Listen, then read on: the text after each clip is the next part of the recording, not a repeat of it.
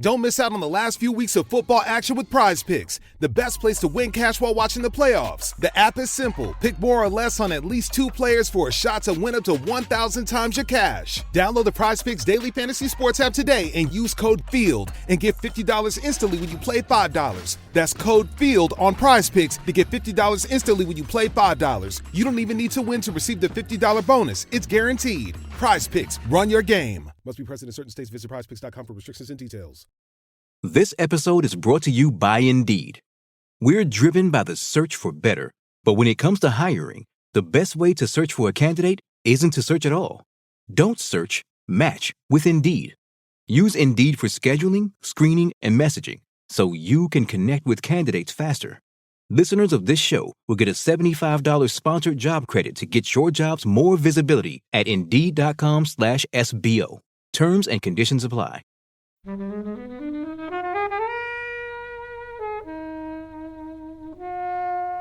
This is episode 23, Flixwatcher podcast, with Kobe and Helen. Hope you enjoy the show, guys. On this episode of the podcast, we are talking about Happy, as presented and chosen by Samantha Clark from the podcast Conversations with Samantha and also Mark LaRousse from the Unconventionalists podcast. We are, of course, on iTunes, where you can subscribe and leave us a lovely review. You can also find us on Twitter at FlixWatcherPod. Come say hi, give us a tweet, and visit the website flixwatcher.tv for full listings of each episode. As always, films reviewed in this podcast were available to stream on Netflix UK at the time of recording. There may be bad language and there may be spoilers. You have been warned. Do you want a professional sounding podcast as professional as Flixwatcher Pod? If you do, we recommend that you check out GL Productions. They're responsible for editing and production. They're also going to give you a welcome package 10% discount. If you're interested, email podcast@glpro.co.uk, send them the message that Flixwatcher Pod sent you, and they'll give you 10% off your first package. Hello and welcome to this edition of Flixwatcher Pod, and today we are joined by Samantha and Mark. If you'd like to say hello, guys, introduce yourselves. Hello, my name is Samantha Clark. I'm a happiness and change consultant. I have a podcast called Conversations with Samantha and. My main kind of MO and the work that I do is really about creating inspiring work environments, leaders, and places where people can build more considered approaches to happiness. I chose the film Happy because I wanted to see the exploration of happiness and the different journeys and what key elements I could take away from that and impart into my business, or what things I'm already doing, and just kind of see it from a global perspective as well. Cool.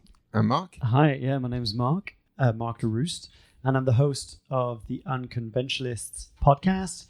And we basically interview people from all walks of life about what it really takes to start up a company and try and build an audience that's excited about what you do. So we have guests like Chris Gillibo and the founders of the Minimalists and JP Sears, that kind of stuff. And your background was part of the Movember movement in its early phases. Yeah. So I joined the Movember Foundation, the European team, employee number 3, back in 2012. And we grew the campaign across Europe. I was taking care of 4 countries and got about 2.8 million euros raised for Men's Health, and 110,000 people signed up. So we're very proud of that. Yeah. And I left about a year ago. Yeah. To pursue more exciting things. Yeah, like podcasting. Yeah, which is exciting. That's why we're all here. Yep. So as you talked about, Samantha, Happy was your choice, and you gave a bit of an insight as to why you chose it. But can you give us a breakdown? I know it's a documentary, but can you give us a breakdown as to what happens in Happy? So Happy, I guess, is an exploration of the definition of happiness. What does it mean? Why are we, I guess, obsessed about talking about happiness? How do we aim to find different fulfillment and joy and contentment in our lives? And it discusses kind of extrinsic values, and which do with money, status, power, and some of the more intrinsic ones around creating community, a sense of awareness, a sense of kind of personal relationships and growth.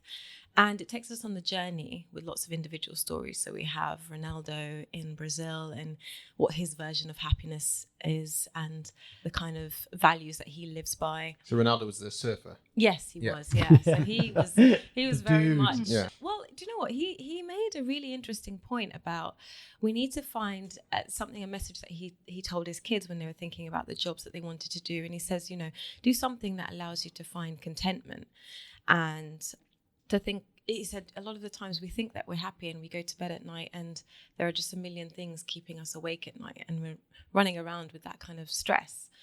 And I don't think often we look for the purpose or the contentment in our lives that will give us peace of mind as we go to bed at night. And I thought that was quite a nice, I guess, way of being and way of thinking. It's probably easy to do that if you are surfing every day in Brazil, which I have done. So I understand the joys that he feels.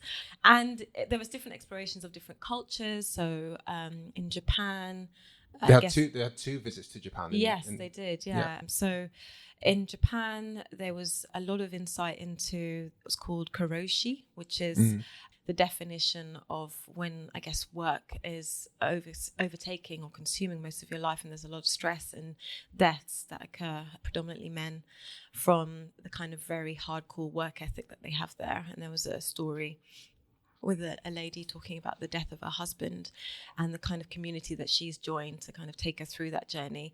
And on the other side, we have Okinawa, where a lot of the world's oldest people live. And they're really delving into looking after each other, a lot of intergenerational relationships, figuring out how as a community they can bond with each other. So, they grow veg to kind of give as gifts or to share with one another. There's a lot of social bonding. There's a kind of musical band which travels through all the different villages. And it has to be, I think you have to be between 20 and 30 to be in the group. So it's a lot of young people engaged on Friday night, energizing and motivating the village. So there were lots of, I guess, recipes there for a culture that is embracive and inclusive and really wanting to think about the simple things in life to grow towards happiness. And I guess another story that was quite pivotal was, I think, Melissa Moody. Unfortunately, she suffered a really horrific accident. Oh, yeah. It's pretty horrific. Yeah. A miracle she survived, really. Totally. I mean, when I first watched it and I thought to myself, my God, and then played it back and just visualizing, her kind of being dragged and trapped under a car. Was it her husband driving the truck? No, it was a sister. No, his sister dragged her. It was accidental, though. Yeah, to highlight the story, she was kind of dragged under a car and actually the wheels of the truck. Well, I think when she said truck, I pitched like a 4x4 or a ute type vehicle. Yeah, not a petrol truck. Yeah, and that actually ran over her face. Yeah. And over the course of 9 years, she went through many different operations. Oh yeah, over 30 different operations. And prior to that, she was a beauty queen in her youth. Exactly. So that became, a massive change in identity for her. Her husband leaving her and going forward. So it's just, but then her reevaluating actually what made her happy and kind of reinstigated thoughts about, abuse from her father, which rose to the surface, and she's finally able to reconcile. So it's kind of a drastic way to reconcile some hidden past thoughts, I guess, isn't it? It is. But I think a lot of what came up out of that was that the happiness that she found was through acceptance and giving, or being grateful, or even understanding and appreciating how that happened and why it happened and what it's given to her life so that she can move forwards. And I think that's an element that we can take into today, when it's a very stoic way of thinking, I think, in terms of how we can find happiness even in the morose things in life, and to see negativity as a way to springboard into positive kind of ways of being. Yeah. Mark, what are your thoughts on happy? Yeah, so it's interesting because I'd seen the documentary a while ago, and then I watched it again in preparation for the podcast. And so what I took away from it was there were a few key things, which is around the intrinsic happiness, like the things we do for ourselves, and then the things we do for others, the altruistic motives and intrinsic. Extrinsic. Yeah, there you go. I'm dyslexic, so half the words that are more than 2 syllables I struggle with. But yes, it was quite interesting to see about also about money, like in terms of after a certain amount of money that you make, it doesn't really change how happy you're going to be. And I like the fact that they went different areas around the world. You know, they went, I think it was Calcutta, I forgot what it was. Yeah. And they're showing people who are rediscovering a sense of meaning through being of service to others and so forth. So I think on a general basis, it's like, yeah, it's nice. It kind of shows, you know, different people being happy in different locations. It didn't make me happier. I'll put it that way. I didn't walk away watching that movie like, oh my God, like, you know, I'm so happy. And Did it make you sadder, or did you stay about the same? good question. Did I feel sadder? No, I didn't feel sad. You know, so I have a pet hate basically around people when you say like, you know, I'm miserable or I'm not feeling very well or I'm sad or I'm depressed. Someone goes, well, you know, at least you don't have to worry about surviving on the streets, or at least you know, relativity of other people's happiness and other people's situations. And I find that that's great to guilt trip me into feeling like I should feel better. But I have this big thing about like telling me that someone's more miserable than I am or someone that's better off than I am isn't helping me. That's kind of something that I find is, especially when I spent 4 years speaking with people who are going through mental health issues and depression, and it can be really easy to try and use that as a way of like saying, you know, basically pick yourself up and you should feel much better about yourself, you know, blah, blah, blah. So I don't know why I went on a tantrum on that, but no, that's what the film instigated those emotions from you. Yeah, And discussion and things. So yeah. But I thought I did feel guilty half the time I was looking at the guys living in, I think it was Calcutta, the family when he's describing his house, and I'm sitting there in my 70 square meter flat in Hampstead, going, oh. But shit. he was very, very happy with Exactly. himself. Yeah, that's what I'm saying. And so I was like, he looks so much happier than 99% of everyone I come across, and he's got nothing. And Relatively, he's got nothing from a financial exactly. point of view. Yeah. And that's half the point. That's the main part of the film, wasn't it? I think it kind of does repeat things that, you know, family, community, being a part, having people near you and to support you, regardless of what you've got, are kind of, you know, the true roots to happiness and things, which sounds great. Did it make you happier or less happy, or? Again, I don't Same. think it made. I think it just made me about the same, really. Yeah, I didn't come out of it going, oh, this is how I'm going to make my life better by following all these steps and things. I mean, I do like, I think it was the family in Copenhagen. Yeah.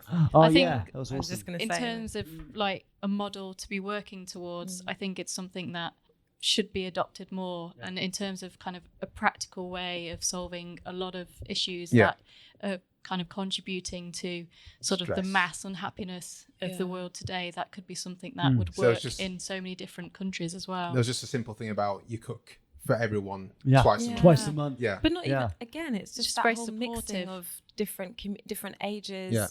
And we're all in this together. And, you know, one of the girls said, if I fall down, it doesn't need to be my mom that comes to get me. Any adult is great. And I think the problem that we have, and I find this a lot. I mean, I work with a lot of clients in tech and creative industries, and you say you're a happiness consultant, and they're like, okay, great, we need this. Like, we've got all these different issues, and like make us happy. And I think there's a problem fundamentally with, you know, thinking that film is going to make you happy, or there's that understanding that if I watch this, all my woes will be over. But I think it's just a opening up so that you can explore different areas about yourself and different thought processes that you have, and think about what you want to drill deeper and what you want to move towards or away from. And it's not, I think we need to move away from the quick fixes around happiness and find something a little bit more considered and approachable. And I think there are lots of things that we could pull out from here and think about, oh, okay, if I like that concept, how could I inject more of that into my life? It's like the gratitude. The one thing which is kind of, I love the whole thing about the science between gratitude and mindfulness and happiness. I thought that was quite interesting as well when they talk about how actually expressing daily gratitudes or spending some time around that. And that I 100% have felt that in my life if I try and journal a little bit, or if there's a thing called the 5-minute journal. I think it's you can download it, I think, or buy it. But anyway, it's like every day you spend 5 minutes basically saying, what are you grateful for? What was good about your day? What would you do differently if you could go back and revisit it? And when I consistently do that, which I never do, but when I do try, I feel so much better. Like I generally feel like a bit more at peace. I feel less worried, less stressed. I don't know if I'm guessing everyone around this table is running your own businesses. Everyone's running their own businesses or Freelancing. Yeah. And so with that comes huge amounts of stress and pressure and anxiety. I'm just speaking for myself here. This is a group therapy, but it's true, right? And so I think there were some interesting concepts in there to try and go back and say, yeah. I think, one thing you alluded to, and they kind of quantified in that if someone earns £5,000 a year, the difference between earning £5,000 to £50,000 makes a huge difference to your life, because I guess a lot of worries go away. I guess that's talking about if you live in a quote unquote modern society. But the difference between someone earning 50,000 to 5 million, I think you said the difference in happiness isn't anywhere near comparable.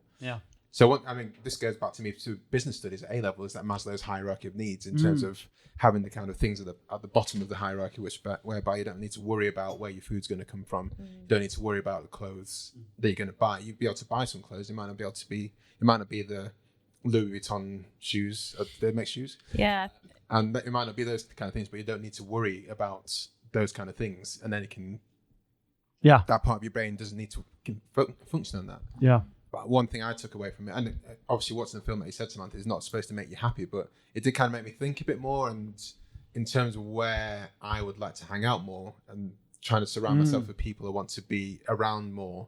I think that's kind of an important part of a lot of the stories that they had there. It's like social connection. I think you were talking about this, right? Yeah, it's just that we're so much more connected with what everyone else is doing, that people who have access to see what other people are doing are like, well, why aren't I doing that? Then you look at Instagram and you're like, well, why can't I be an Instagram star and just take pictures for a living? Connected but disconnected at the same time. Whereas if you're living in a tribe and you don't even know what Instagram is, and you just have what you have around you, and you have beautiful surroundings, then you don't know that there's this whole world that you could be wanting to have, but you don't really know why you want it.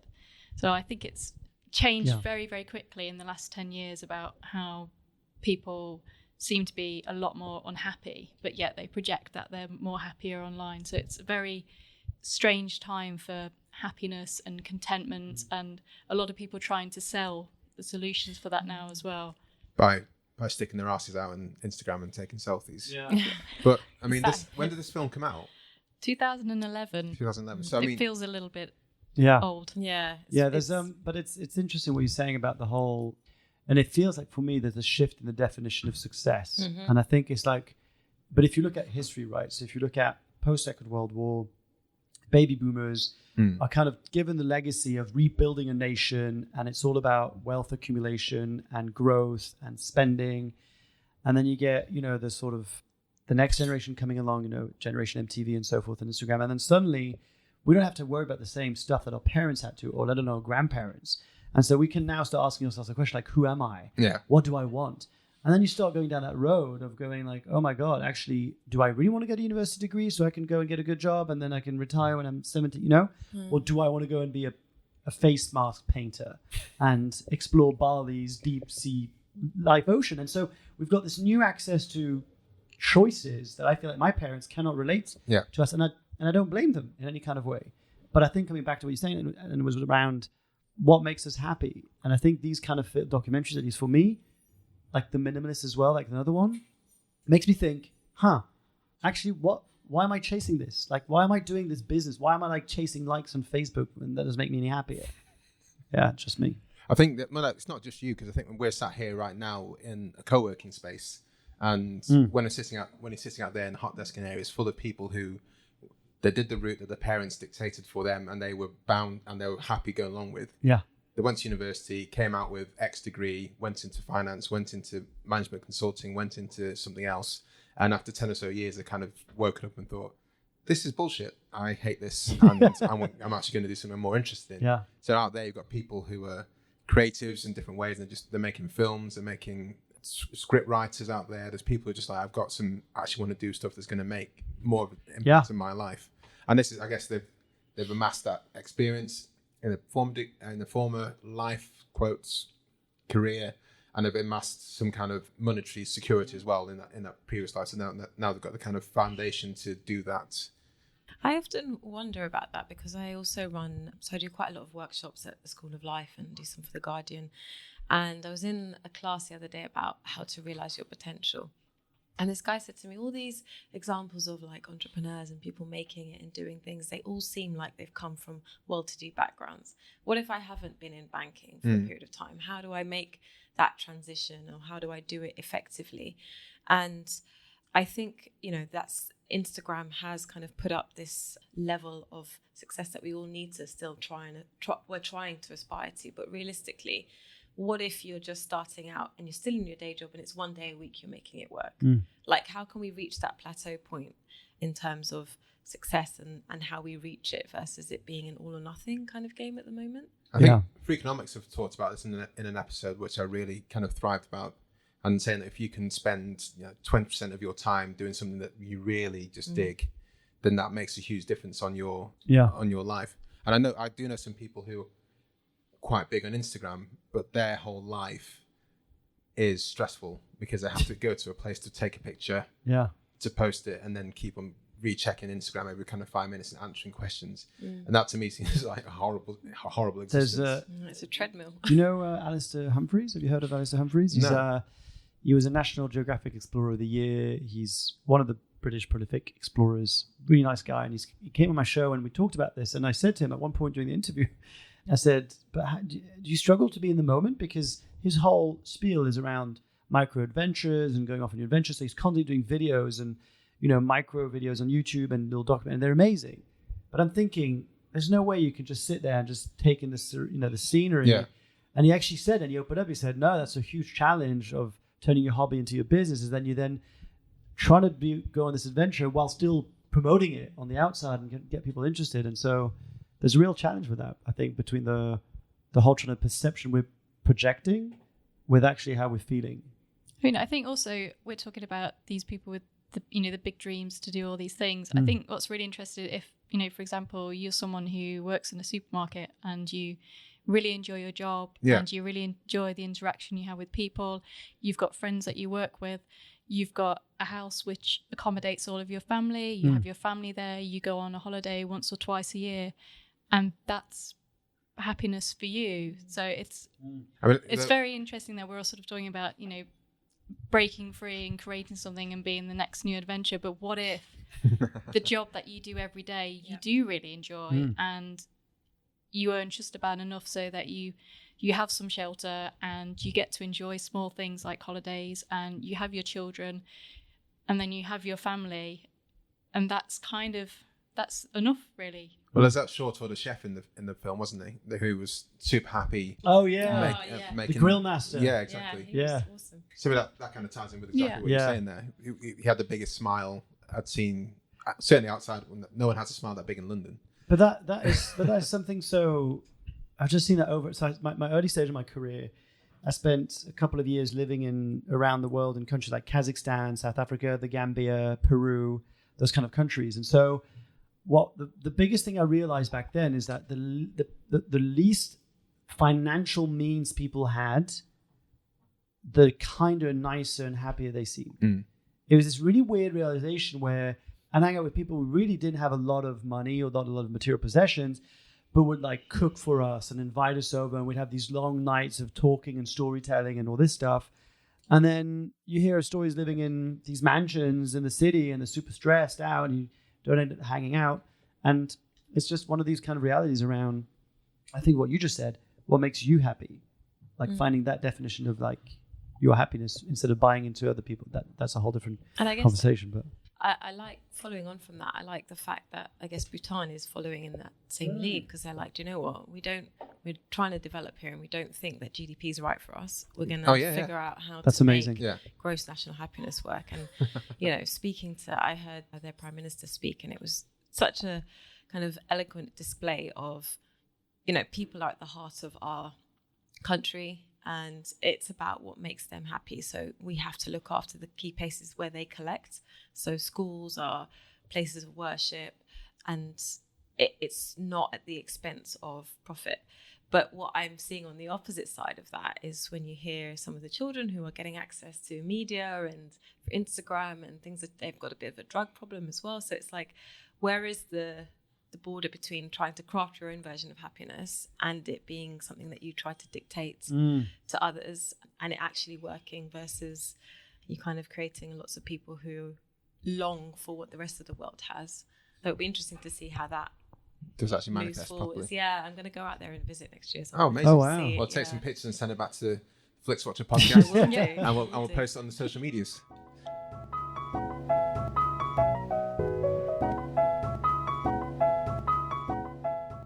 I think it's time for a bit of popcorn before we go into the scores. Woo!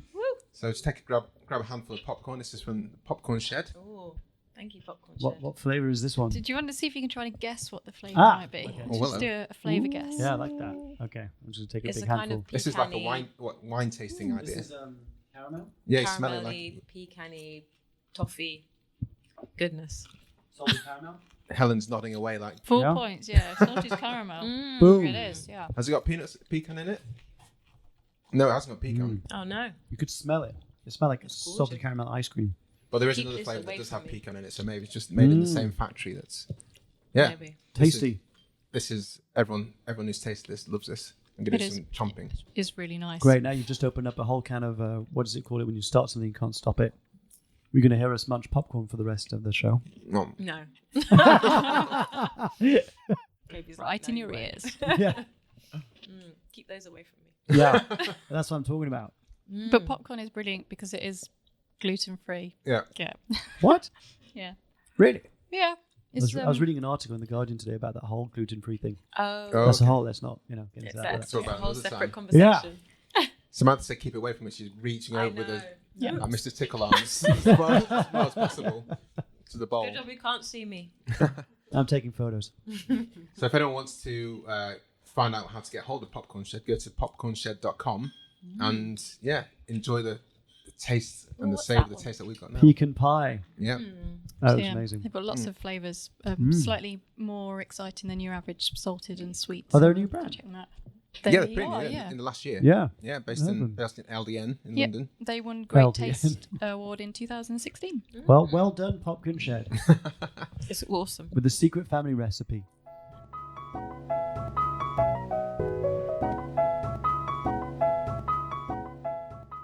And now, let's go to the scores for Happy.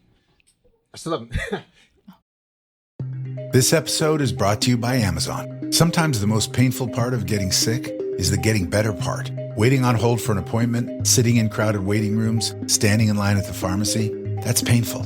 Amazon One Medical and Amazon Pharmacy remove those painful parts of getting better with things like 24/7 virtual visits and prescriptions delivered to your door. Thanks to Amazon Pharmacy and Amazon One Medical, healthcare just got less painful.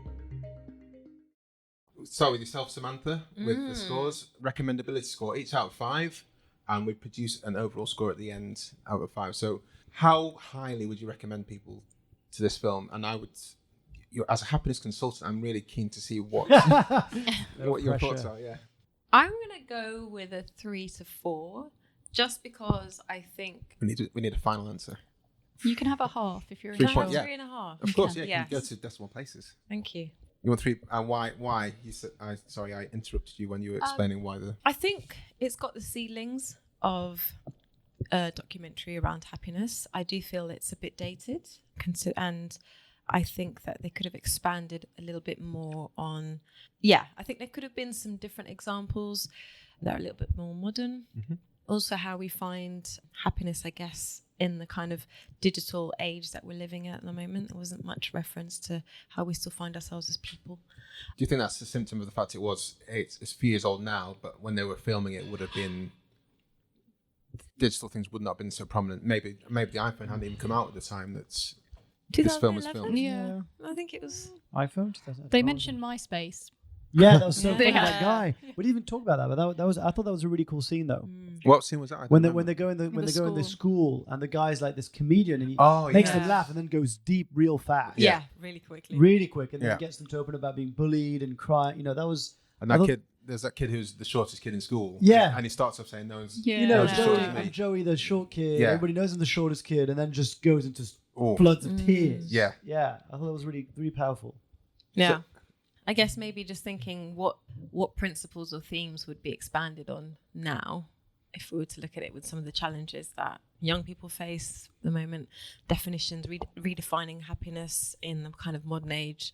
Yeah. In the modern age, it sounds like this is filmed in the... This is in the back in modern the age. old days. Yeah. 8mm film. No, but you know what I mean. I know what you mean. Mark, what's you... 2.5 or 3. B, what would I recommend it? Yeah, I'm hesitating. I'm going to give it 3. Okay. Any particular reason?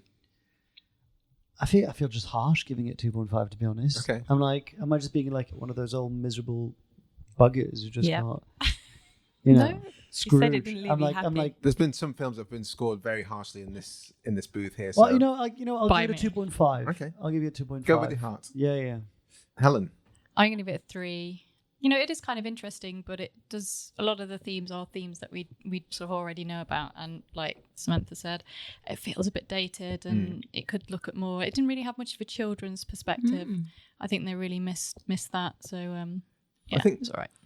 I'm going to give it a 3, but I think, carrying from your point, I think children were quite a big aspect in terms of the family and the community. But they side were of things, kind of more positive children, though we didn't really hear any sad children. Yeah. That I kind of would have liked maybe...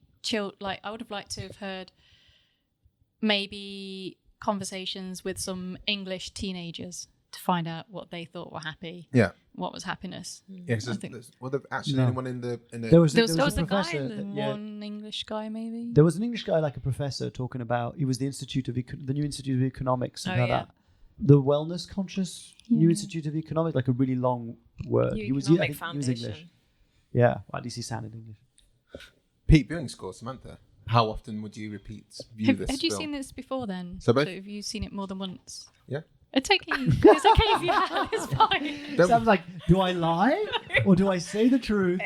Yeah. So I think I watched the trailer for it before and I thought snoozeville. I guess also because I know a lot of the principle. It's my work, so there was nothing in the trailer that made me feel like, yes, I must watch this.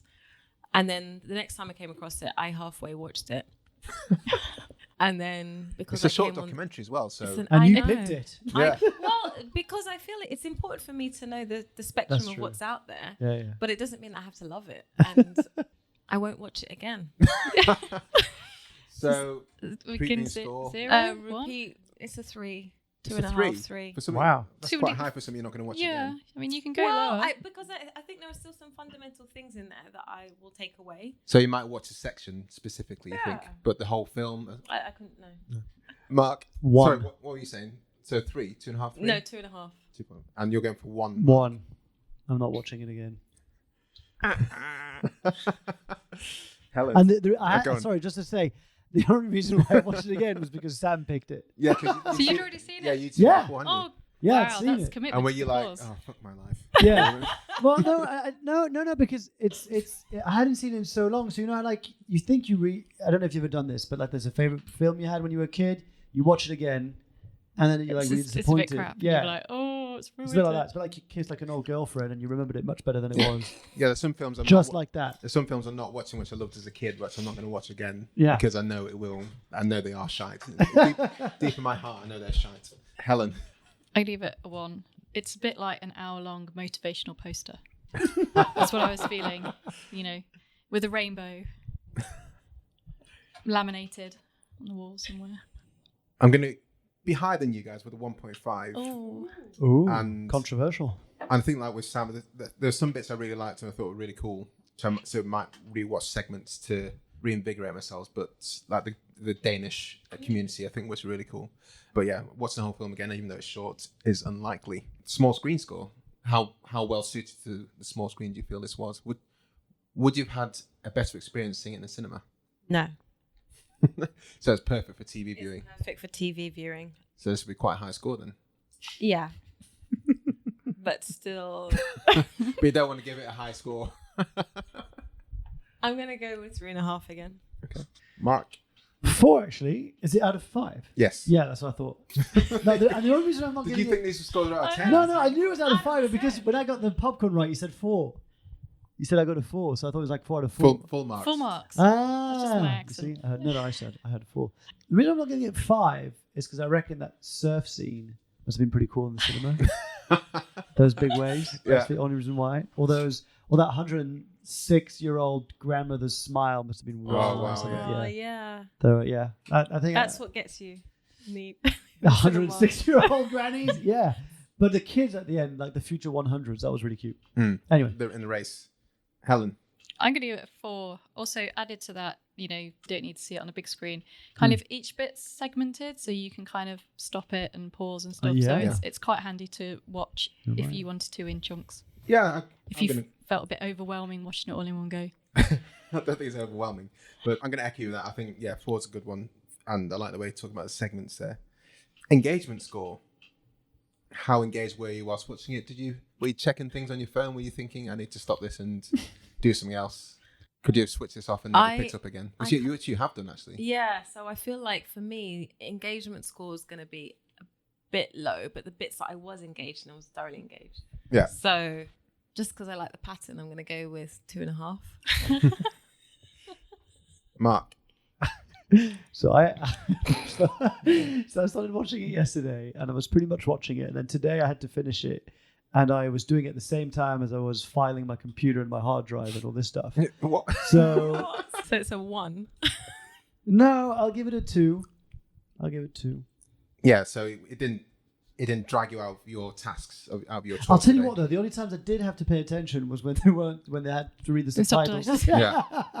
Otherwise, I just wait, what? Yeah. Yeah. So when Ronaldo's there surfing. Yeah. Well, yeah. Actually, I think that was yesterday. But yeah, today was more like the Japanese aspect and all that stuff. So and Danish as well. Oh, was she speaking English? I don't remember. It's both. Helen. Yeah, I'm going to give it a 2. I was making dinner at the same time. I was a bit short on time and had to keep popping my head around the door when they started talking in a different language. And I came back. But yeah. I mean, I watched most of the start. But you were hungry. I was very hungry. And it wasn't going to pull you away from your dinner. It wasn't, no. I'm going to give it a 2 as well, I think. So an overall score of 2.6. And Samantha, who suggested it, you have the highest overall score of 3. Yeah, we're all pretty similar on that. Yeah. It's quite unusual for everyone to have about the same views on that. Yeah. So, yeah. I think it's kind of fair enough. It's reflective of it. interesting points, but overall as a documentary. You wouldn't brag about it or rave about it. Yeah. No. Which is a shame, considering this is my field. I'm very disappointed. What that means to me, Samantha, is that you You need to do go it. out. Make the next Yeah. documentary. We all just point So at Samantha. coming pointing soon. hands at Sam. Don't worry, kids, it's coming. When you're going to Bhutan, you can take off from the mantle that this left you. Yeah. I am. Yeah. Well, for me, If you need a big thing at the documentary moment filmmaker, is I know how to hold the camera, but I'm not that, I don't know really what to do, but I can hang out in Bhutan for a bit. yeah, that's what I'm going to do. A big thing for me is the impact of technology on our happiness. So that's something I'm exploring. That's what my podcast is about. So I feel like the film is gonna. I'll carry on where this leaves off. I think that's a great place to. Well, so tell us about your podcast as we sign off for this episode. So my podcast is Conversations with Samantha Rand, and it's very much around the impact of technology on our happiness at work, the places and spaces we live in, and our lives. So I interview everyone from smart city designers, psychologists, communication experts, and just getting their insights on how can we be more empathetic across tech platforms. Is a smart city really a happy one? And where can we find you on the Twitter and internet? You can find me on Twitter as Samantha and _, and my website is called samanthaand.co. Is it snazzy like that? Not .co.uk, just .co. Mark. About my podcast? Yeah. How can people find you on the internet? Yeah, so just if you either type marklarousse.com. And how do you spell in the Roos? Oh, so that's a good point. So it's markleruste.com. That's what you want to do. Or the Unconventionalists.com, and it goes to the same place. And yeah, the show is really about people that you're not used to opening up in ways that makes my heart sing. So it's basically people you'll tend to see online who've got like a bit of a big following, or they're doing some really interesting stuff. So maybe they're politicians, they're actors, adventurers, athlete entrepreneurs, best-selling authors, etc. And we don't talk about the usual stuff. Like we don't just go off the same rants of their promo tools, but we talk about how it really feels when you come home and you haven't seen your kid in 3 months because you're on tour or whatever, that kind of stuff. So we talk about the human aspect of the entrepreneurial journey that is very rarely spoken to. Fantastic. Awesome. Yeah. And, well, thank you very much for your time, guys. Thank you. Thank you. And thanks, Popcorn Shed. That was delicious popcorn. Yum. Bye. Bye. Thanks, Popcorn Shed. Love you. Hi guys, hope you enjoyed the show there, talking about Happy with Samantha and Mark from the podcast Conversations with Samantha and also the podcast The Unconventionalists. Please do check the show notes so we can give you and see all the details for where to find them online, and please do get in contact with them and say hi from us, because we enjoyed the chat, obviously. Please don't forget to subscribe to us on iTunes, and of course we want to big up Tony and Jay and also Greg, our editors from GL Productions. Of course, please big up Mighty People for the tunes you can hear now. And at the start of the podcast, find us on Twitter at FlixWatcherPod and visit our website, flixwatcher.tv. Catch you later.